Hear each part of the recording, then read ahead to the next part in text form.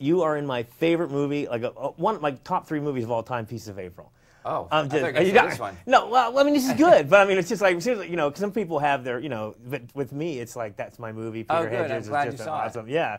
A lot of people didn't see it, but that's right. one of those movies you can always mention on camera and get people to watch and so forth. Yeah, you know Pieces of April was great. Yeah. Peter Hedges wrote and directed that. Yep. Dan in Real Real Life. Yeah, he's one of my favorite interviews, too. Isn't he the best? We bawl in our interviews. We just cry. We're real emotional. We get that. Really? Oh, yeah. I mean, you know. He started crying in my interview, and then I started crying. Yeah, and yeah. We're just like, you know. I mean, Peter used to be, when we shot Pieces of April, every day he would cry, going, I can't believe I'm making my movie. And we're like, really? So, all right. So tell me about Rob Reiner. No, you thought I was going to say Jack Nicholson. But I was going to say, what's on your bucket list? Yeah, exactly. I know. Who cares about that? No. I mean, no, I want to ask you this though. When you meet Rob Reiner, are you like, what kind of? This will determine what kind of person are you. Are you like meathead or are you like Princess Bride? I mean, you got it one or the other, right? I mean, are you too young to be meathead or? Wait, when I meet Rob? When you thinking when you meet Rob Reiner? I mean, everybody has like it's Rob Reiner. You know what I mean? Are you thinking of the people's projects or something like that? Yeah, I think unfortunately we live in a town where your resume does precede you. Yeah. But you know, it should be the person. But we just happen to know all of these things. But yeah, of course, I couldn't have lost more weight in the first 3 days of shooting, being around 3 icons like Rob, Morgan, and Jack, and you know, it was just incredible. It was a dream come true. Any actor would have died to been in my place, and I felt like the luckiest guy in the world. Yeah. So what's on your bucket list? No. So when you're doing, we know that you're a method actor. So did you sleep in your suit the entire thing? Yeah, they had to steam it out every day.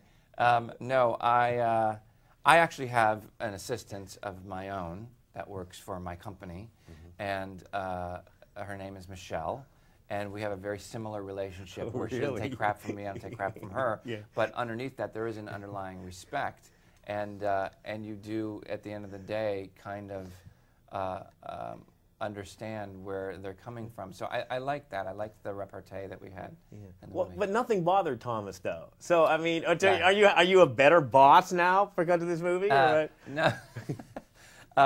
No, I think my character probably got hired because he knew who he was, and he was probably the only person in Jack's life that stood up to him. You know? Yeah. I would think that, you know, most people, when they get the script, they're like, oh my God, Morgan Freeman, Jack Nicholson. I'd been like, I think it's the most misleading script in the world because I'd have been like, Paris, Egypt, and so forth. And well, that's the first thing I asked. I was like, are we really going to these 50 locations around the world? It's going to take 5 years to shoot this. But you know, as Alan Greisman, one of the producers, said, when you go to a studio and you say, I have a script about 2 old guys dying of cancer, they don't necessarily open up their checkbook. The feel-good film of the year, yeah. Exactly. So we had to make concessions as far as budget goes, and we shot a lot of, all of it. We didn't leave Los Angeles. All of it was computer-generated graphics. So. Yeah, but you were the only person that actually did any traveling, I'm told.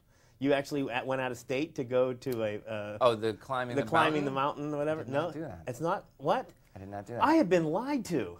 The last shot of the movie was me in a parking lot off Santa Monica Boulevard. You know, in 110-degree heat. Jeez. It's called The Lot. Okay. Yeah. Well, what's on your bucket list? No. It's, great job. I love the movie. Thanks, you did a great job. Oh, good. I appreciate that.